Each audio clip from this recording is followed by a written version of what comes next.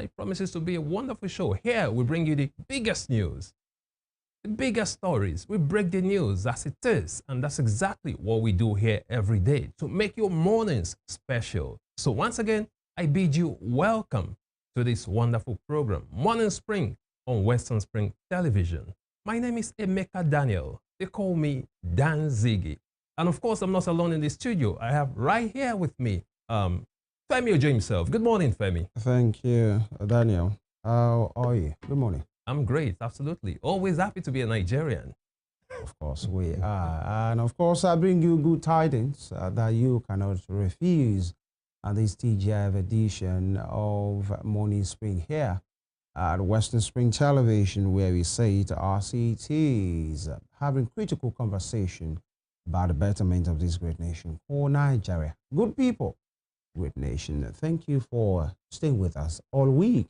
And of course, as we wrap it up today on a high, of course, you were talking about how interesting and how happy one will always be to be a Nigerian. Absolutely. Absolutely. You never get bored as a Nigerian. You never get bored. Exactly. All you have to do, like they say, just have data, just have internet data as a Nigerian. And, you know, it will take care of all the challenges, all the problems, all the depression. You just have data. You'll be fine. You'll be fine. Exactly.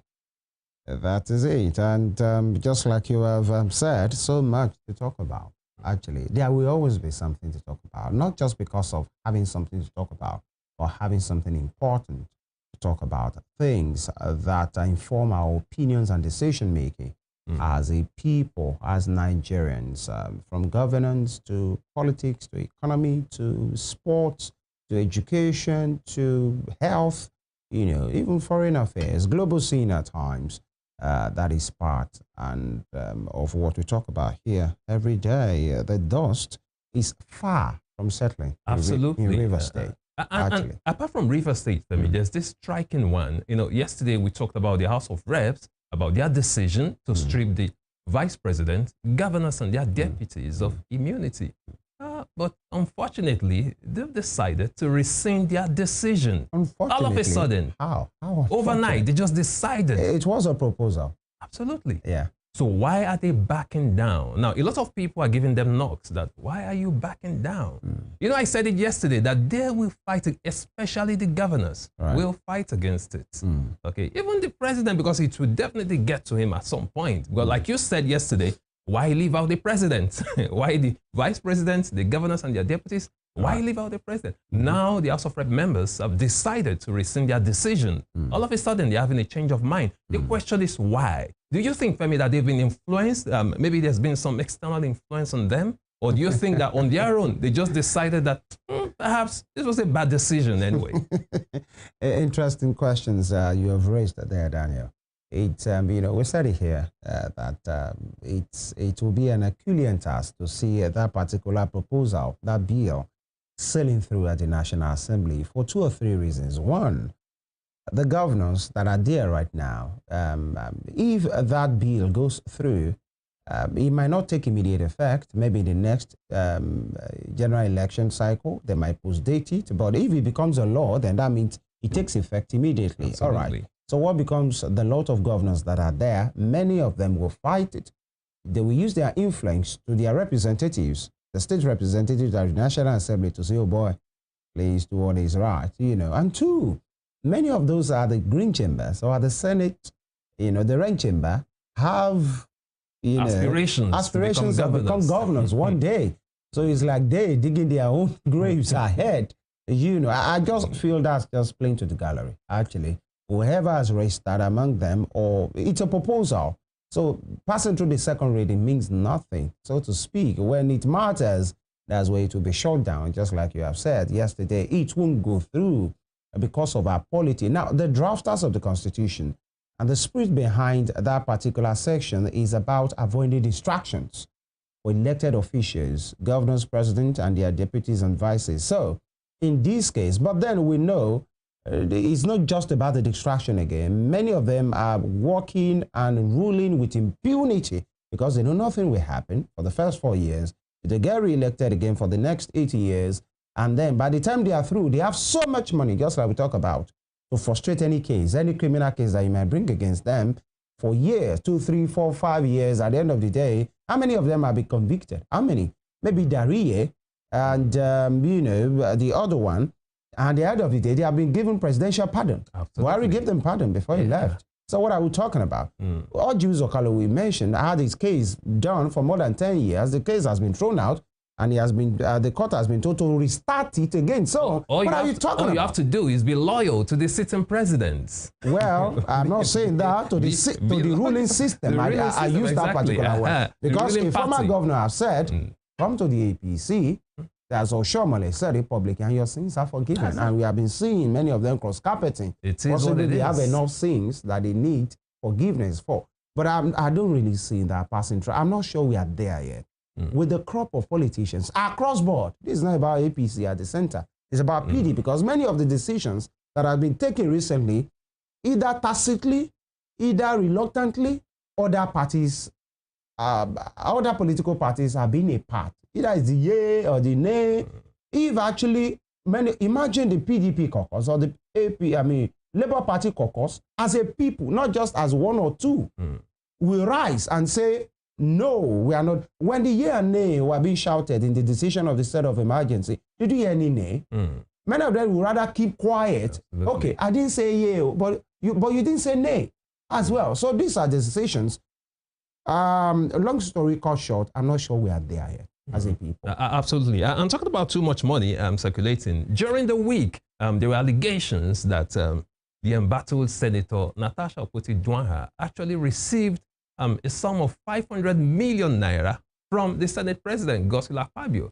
And she came out to say, hey, I didn't receive any such money. I didn't receive 500 million naira. There are some stories that the moment you hear it, you just know, please jump and pass. Absolutely. But some people would say, well, definitely, if this case continues like this, they will try to settle out of court. Well, and whatever method they choose. Nothing will be strange under the sun. Absolutely. Exactly. But then, you know, there is smear campaign going on both sides. Yeah. The side of the Senate President, there are people that are saying, these women, you want to bring down our guy, we will bring you down. And you know, she's been going to... The process of the recall has started. And she herself is saying, I must say my truth. She went to the United Nations at the IPU program. She has been honoring interviews on, you know, global platforms. That's what I was going to say. Yeah, she has gone to BBC, international foreign media rather, and this person, a notable Nigerian, Reno Mokri, has cautioned that the foreign media should be careful how they report the case of Natasha Akpoti-Uduaghan. Who again? Reno Mokri. He gave an example of his own case. He said by the time he said this same woman, the same Natasha Akpoti-Uduaghan, actually accused him. Okay, of sexual harassment. And he came out with evidence. He said at that time, he wasn't even in Nigeria. He was in the United States on official assignment. He was sent by the former president, Goodluck Ebele Jonathan. So he was on official assignment. He came out with his evidence, with his passport, the stamp and all that.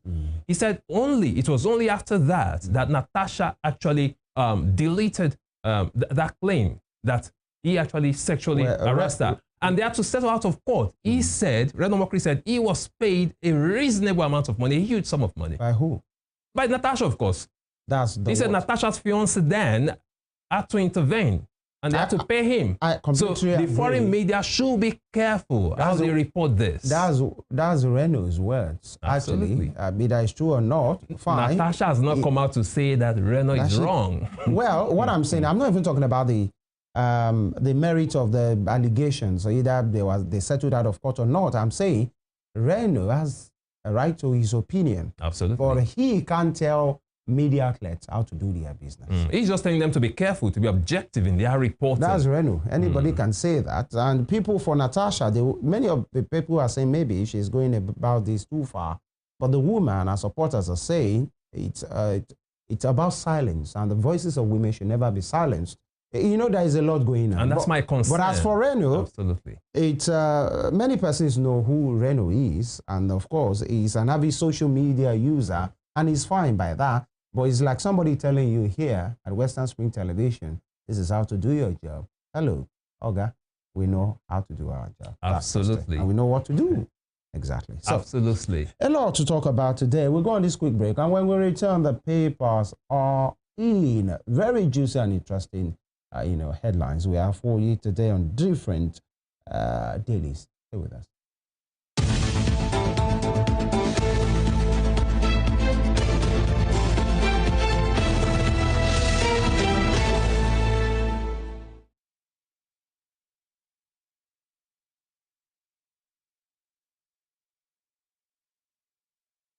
Thank you for staying with us.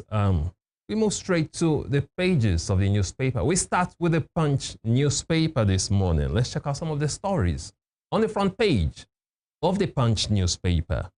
PDP, others knock reps, say bill on presidents, governors misplaced.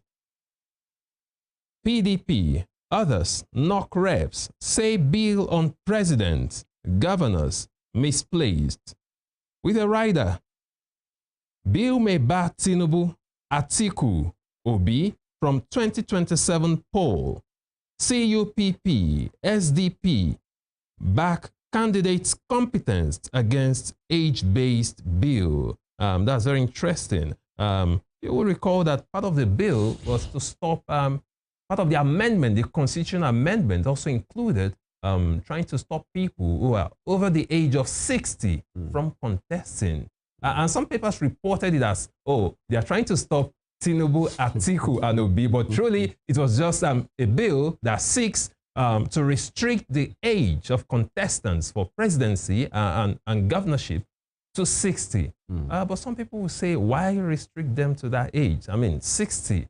They should look at their competence and not their ages. That's according to some political parties here. Yeah. And that's exactly the case. And if you ask most Nigerians, what do you think? I mean, 60.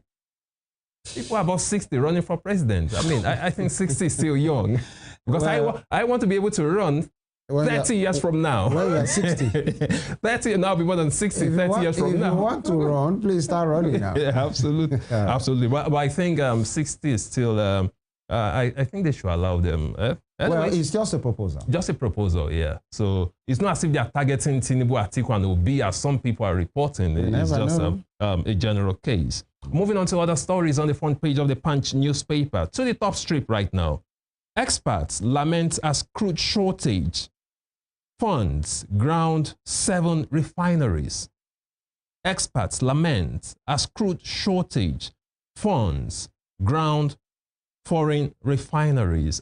We were discussing this on the program yesterday when our guest, Dr. Alaje, disagreed with me when I was saying that NNPCL is reporting that they don't have enough crude. And that's what we have here in this story. That there is crude shortage, unfortunately. Right. That's what they're saying. That's what the government is saying, that we have shortages. And the expert was saying that, why are we having shortages? Why can't we beef up security? They are stealing from the nation's crude reserves, and we are doing nothing about it. That's why we are having shortages, and that's according to the expert we had on the show yesterday. But that's a fact, and they're still reporting it here, that 7 refineries are being grounded because of shortage of crude. Let's see how that goes. You see that on page 25 of the Punch newspaper. 807 meningitis cases, 74 deaths recorded in 22 states. 807 meningitis cases, 74 deaths rather, recorded in 22 states. And that's according to NCDC, the National Center for Disease Control. You see that story on page 12 of the Punch newspaper. Rivers elders, groups slam Ibas for sacking Fubara's appointees. Rivers elders, groups slam Ibas for sacking Fubara's appointees. You see the story on page 2 of the Punch newspaper. House under fire for reversing immunity withdrawal bill. House under fire for reversing immunity withdrawal bill. You'll see that story as well on page 2 of the Punch newspaper.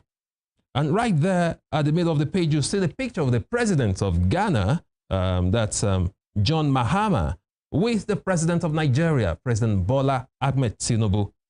As Mahama briefs Tinubu on ECOWAS talks with Niger, Mali, and Burkina Faso. Still on the front page of the Punch newspaper, Idil Fitri, NSCDC, FRSC deploy operatives in prayer grounds. Others. NSCDC, FRSC deploy operatives in prayer grounds. Others. You find that on page 38 of the Punch newspaper. Tinubu marks 73rd birthday today. Seeks spiritual guidance for Nigeria. Tinubu marks 73rd birthday today. Seeks spiritual guidance for Nigeria. That's interesting. You see that on page 17. So the president of Nigeria is marking his 73rd birthday. Some actually reported it has been tomorrow. Some said it will be Saturday. Now we are seeing today. So if today is the birthday of the president of Nigeria, we here are saying, happy birthday, Mr. President. And as you seek spiritual guidance to lead Nigeria, may God grant you the wisdom you need. We have nothing personal against you. If you do something right, we commend you. And if you make wrong decisions, we also call you out. We report the news as it is. So once again, happy birthday to Mr. President on your 73rd birthday celebration. Still on the front page of the Punch newspaper. Daniel Abiodun trade words over password takeover by federal government. Daniel Abiodun trade words over password takeover by federal government. I guess that should be the Tai Solarin University of Education, the planned takeover by the federal government. You see that on page 35 of the Punch newspaper. Parents tackle Ogun School over incisions on children's bodies. Parents tackle Ogun School over incisions on children's bodies. You like to check up that story on pages 4 and 5 of the Punch. Yes, absolutely. That's strange. That's bizarre. Absolutely. So the question is, I do not know the details of this story. Right. Are the schools responsible for making incisions on the bodies of, because that's a real traditional case right here. That's why it has to be traditional practice investigated there, or maybe it's just a mix-up of the use of words. Incision, that has to do with a court. Absolutely. And it's a traditional practice, for whatever it is, either religious or spiritual. But then is it really about incision, or because there were marks on the bodies of the students or the pupils, which could have been marks from canes, from flogging? That is why it has to be. Because I'm not sure there's any sane school with any sane teacher, management that will, let's just, that's, for all I know, responsibility of making incisions on children's bodies. In what capacity? As who? That's strange. Absolutely. Very strange. All right. Finally, from the front page of the Punch newspaper this morning, LG crisis, Osun APC, PDP clash after meeting with AGF. Local government crisis, Osun APC, PDP clash after meeting with the Attorney General of the Federation. You find that story on page 35 of the Punch newspaper. And interestingly, Femi, this case has been going on for so long. The interpretation of the law, especially the appeal court judgment of February 10, 2025, that interpretation has been, giving them issues. APC is arguing that, the chairmen are still legally elected officers of the state. They should be there. Why the PDP is saying, well, the judgment never nullified the other one. So it's just interpretation of the law here. So let's just hope they come to terms. But then the AGF is not, it's not a court of law. Absolutely. Why meet the AGF for, is it political solution? If not, the courts are there. Approach the court for interpretation. Simple. Because the APC is working, the AGF is working for an APC government. And even if he's saying the right thing, it will never be right with the other party. So why not approach the court? And whatever he says is not the law unless the court says the law. So. Absolutely. And that'll be all from the front page of the Punch newspaper this morning. All right, we'll move to the Nigerian Tribune. The Nigerian Tribune for today, alleged 2023 election funding. Atiku rubbishes a link with Sanwo-Olu. Nigerian Tribune, alleged 2023 election funding. Atiku rubbishes a link with Sanwo-Olu.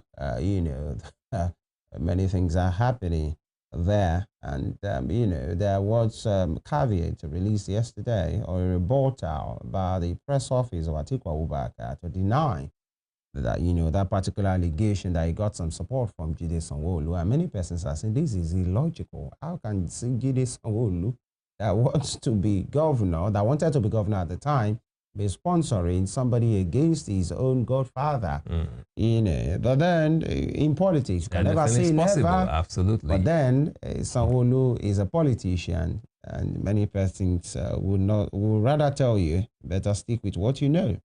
There are riders to that story. I have never met him. I had no transaction with him. Another rider says money transfer allegation aimed at sacking Lagos governor, and that's interpretation given to it to say the man has been in some kind of tense situation politically, especially with the sack of the speaker of the House of Assembly in Lagos, Mr. Mudassir Obasa. Many persons are pointing Lagos governor that he knew about it, even when the man has been very silent on the matter. Now, moving on. Nigeria's economy achieving stability, finance minister. Nigeria's economy achieving stability, finance minister. All right, and Nigerians will ask, exactly what does that statement mean when you talk about stability? These days in which you need explanations to be given to you for you to know if there is progress or stability. What kind of progress are we making in that kind of a situation? If something is improving and you still need the explanation for people to say, can't you see this is improving? I'm not sure things are really improving. If my life is getting better, I should know. Yeah. It should be Nigerians saying that, oh, the economy is improving. Things are getting better. Not you trying to impose your opinion because it's your office anyway. But what should you say? Just like you have said, the finance minister has a job to do. All right. And NNPC at final stage of listing in capital market. All right. And reps received a decision on bill to stop VP governors, deputy governors of immunity with a rider. Bill for general election to hold one-day scale second reading in Senate. That's another one, because many persons say if every elective position, the election into those offices will be done in a day, how rowdy will those polling units be? Actually, when you have that of the governor, the Senate, the president, the House of Reps, everything being done one day, and those INEC have the capacity to mobilize personnel to handle that. Even the ones that have been done in tranches. The last election, we had election glitches with it, but we hope we get better with that. And Sharia, I will abide by Constitution, marking day. And that has always been his position. This Sharia panel thing, so whatever the Constitution says is what he will follow. And in the center, we have a picture of two presidents, John Mahama of Ghana and, of course, Bola Tinubu of Nigeria. Mahama briefs Tinubu on Burkina Faso, Mali, and Niger mission with rider saying situation with Sahel states more complex than expected. And John Mahama has never hidden his, respect for Bola Tinubu. He has always said, more like my big brother here, even in everything there. So it was in Nigeria to say this is the situation of things with those countries, Burkina Faso, Mali, and Niger. And here, top sweep, Makinde Adelabu Bagudu Ali, APC Mona Jimobi's 42-year-old daughter's death.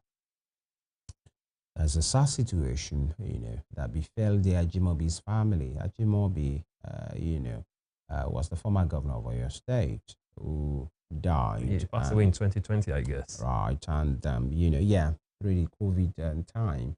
And the daughter, the first child, passed on as well. And people are commiserating with the family, thoughts and prayers with the family of the late Isiaka Ajimobi. And as well, everybody that has suffered any kind of loss, may God give you the strength to bear the irreparable loss. Now, again, Senate throws out a motion to immortalize Nwosu, observes 1 minute silence. with the writer, Southeast senators in shock, we are not deterred. It was a continuation of the drama that happened 2 days ago when the case was mentioned for the immortalization of the man that was the chief umpire of NEC during the 1993 election, National Electoral Council, the late Humphrey Nwosu, and that the man should be immortalized. You know, the proponent of that bill was saying the man is a hero. That's Senator Abaribe.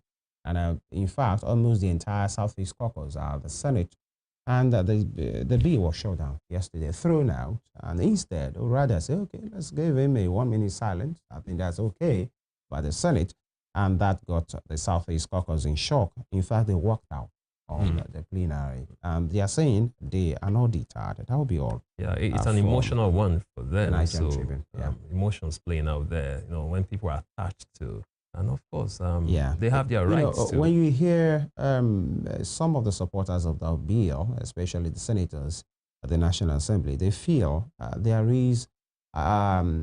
has been this, distortion of history, that the man possibly was an accomplice in that annulment. And but they are saying the story needs to be written the right way, that he wasn't a coward, he wasn't an accomplice. In fact, he was brave. He withstood the pressure from the Supreme Military Council at the time to go ahead with that election. And afterwards, he even went to court to challenge the decision of the Military Council. But many persons have seen him as part of the cabal that truncated that election that could have, produced MKO Abiola. And so he died, and I think the funeral ceremony program is on, and they came to the National Assembly to say, we have something. This man, 1993 remains an important annal in the history of our nation. So the man that was at the helm of affairs should be immortalized. In fact, some are proposing that the INEC headquarters should be named after the man. But, it's about negotiation at the National Assembly and influence. Absolutely. They couldn't pull it through. Yeah, well, I still believe the last has not been heard of that case. So let's see how that plays out. Let's move straight to the front page of the Guardian newspaper. Reps more return to parliamentary system. Age limit for politicians. Reps more return to parliamentary system. Age limit for politicians. Yeah, like we said, they are considering it. They are still considering so many bills. The parliamentary system and also age limit for politicians. But as for the immunity clause, they've decided to rescind their decision. So they are forgetting about that one and trying to think about age limit and parliamentary system. You'll find a story on page 6 of the Guardian newspaper. On the top strip of the Guardian newspaper this morning, I've not received recall notice from INEC, says Natasha. I've not received recall notice from INEC, says Natasha. So who should we believe here? INEC said they've actually served her the notice. Now Natasha is saying she has not received any recall notice from INEC. So who's telling us the truth here? You can read up that story on page 3 of the Guardian newspaper. NBS needs $15 million yearly to achieve data integrity, says World Bank. National Bureau of Statistics needs $15 million yearly to achieve data integrity, says World Bank. Well, we're trying to understand this. Why is it World Bank that is coming out to say this? And that's a whole lot of money. Talking about data integrity. Recall I was saying this yesterday. Was it yesterday that we are not there yet when it comes to data security? And that's exactly what this is talking about here. Moving on to other stories on the front page of the Guardian newspaper. CISLAC says River Sole administrators' actions threaten democracy. That's the Civil Society Legislative Advocacy Center says River Sole administrators' actions threaten democracy. You'll find that story on page 3 of the Guardian newspaper. Still on the front page of the Guardian newspaper, 2027, Your second term is a done deal. Akpabio assures Tinubu despite discontent. 2027, your second term is a done deal. Bam. Akpabio assures Tinubu despite discontent. What should we expect from Senator Akpabio? Some Nigerians will say, given the president that assurance, you might begin to he wonder. is a member of the APC, isn't he? He has only one vote. So who is it to be assuring the president that it's a done deal? Well, we can say... Is he planning a coup or something? Come on. We can say officially he has only one vote, of which he has. But then, he is quite an influential person. By virtue of influence, it's more than one vote. For a Senate president, for a former governor, for a former minister, come on. But so, then, it's Nigerians in general that will decide. Absolutely. Either they want to renew his, mandate, or they will, look the other way. Well, but in his own best interest, he wants the president to be there the second time. Of course, that's why I say he has the right to say that. Exactly. But in what capacity is he saying that? I hope he hasn't said that at the plenary. That's possible. Because that's a national duty. Absolutely. Not a partisan duty. Absolutely. Although we have seen many funny things happen in that house. That it's not what it should be. Now, the president has visited the house, and you see National Assembly members singing "On Your Mandate We Shall Stand." Quite a horror to behold, actually. That's Nigeria. Very interesting. Still on the front page. Moving on to other stories on the front page of the Guardian newspaper. Southeast senators lobby Tinubu as Senate rejects motion to honor Nwosu.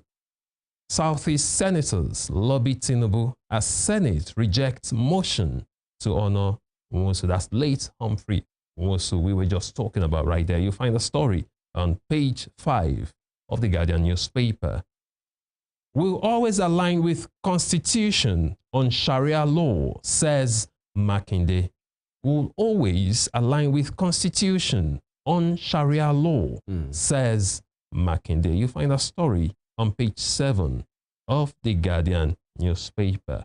And on the bottom strip, you have Atiku denies receiving funds from Sanwo-Olu during 2023 election. Atiku denies receiving funds from Sanwo-Olu during 2023 election. That's interesting. Then finally, from the front page of the Guardian newspaper, Lagos has deficit of 30,000 doctors, nurses, other health professionals. Lagos has deficit of 30,000 doctors, nurses, other health professionals. You find that story on page 7, and that's quite a huge one. Deficit of 30,000 health professionals. Right. We do hope that the government will do something about that. And that'll be all from the front page of the Guardian newspaper. And that brings us to a close on the newspaper review this morning. We'll go on a short break right now. When we return, the program continues. Please stay with us.